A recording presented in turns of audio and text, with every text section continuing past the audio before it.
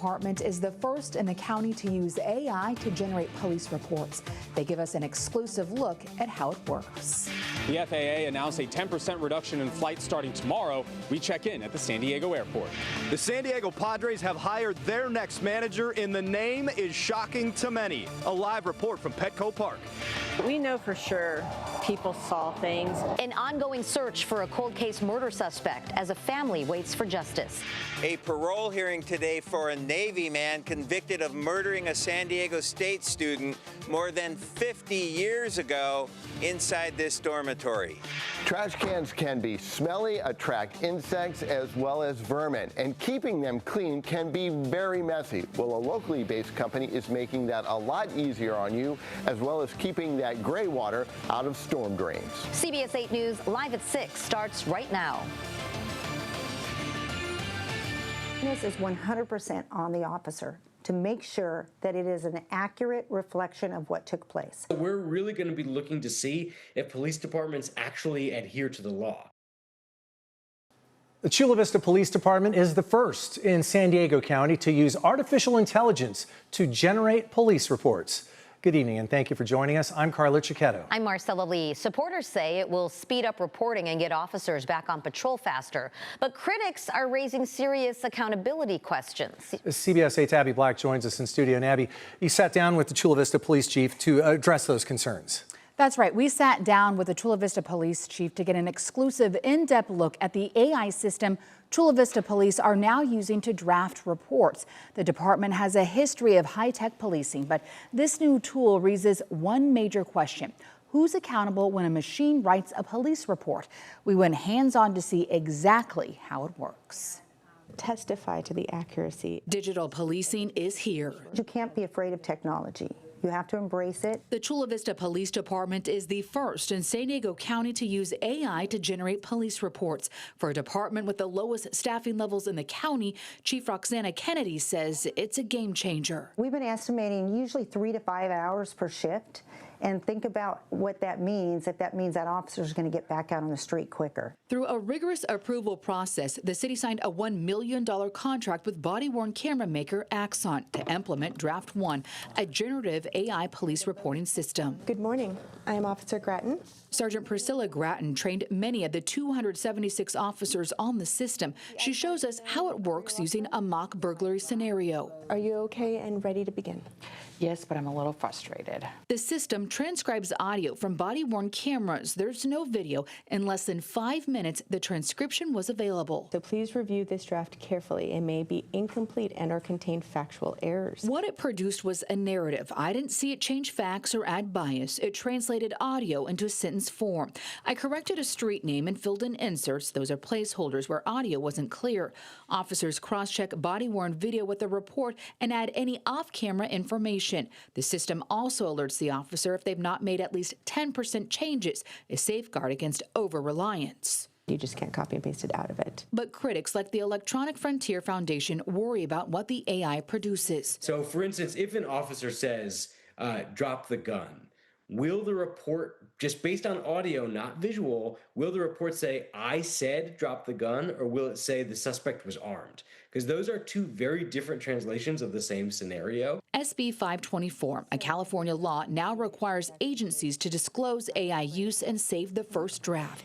EFF says that's critical for accountability if the officer's testimony does not match the AI-generated report. The responsibility and the onus in this is 100% on the officers. And then it goes through the audit trail and all the different levels of supervision that also see the reports. Chief Kennedy says that they're saving first drafts and she expects scrutiny in court, but body cameras will back up the reports.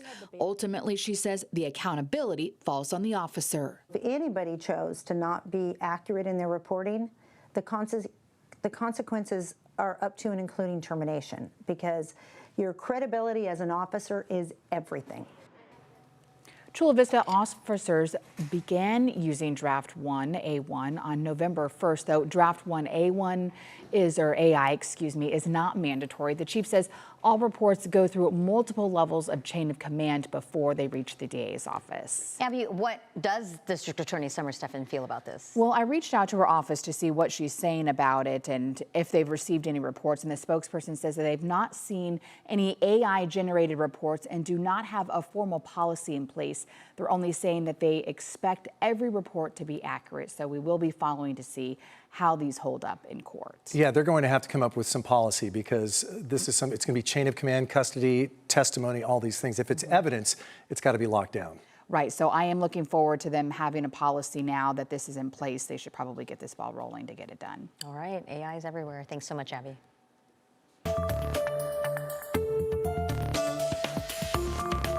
Nothing at the moment other than the flight delay for about an hour, going to Boston. So I hope it doesn't get further delayed.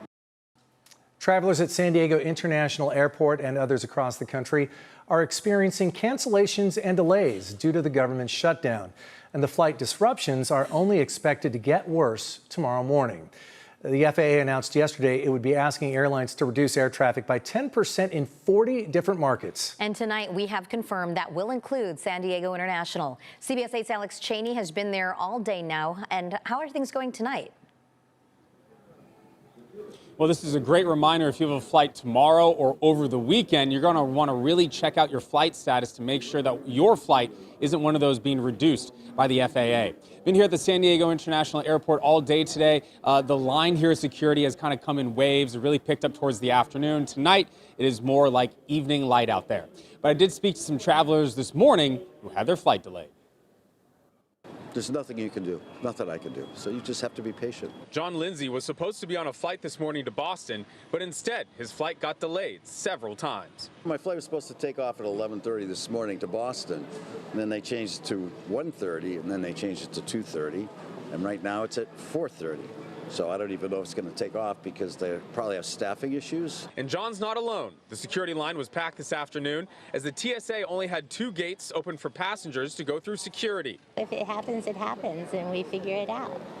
It's too bad. A lot of trouble, especially with the Thanksgiving coming. A lot of travel, right? So I think if everybody can put their head together and just get the FAA going, that'll be great.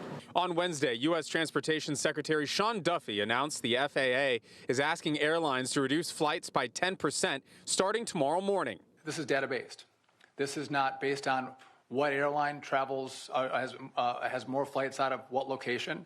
This is about where is the pressure and how do we alleviate the pressure. The San Diego airport said in a statement that they are asking passengers to arrive early to the airport, even for a domestic flight.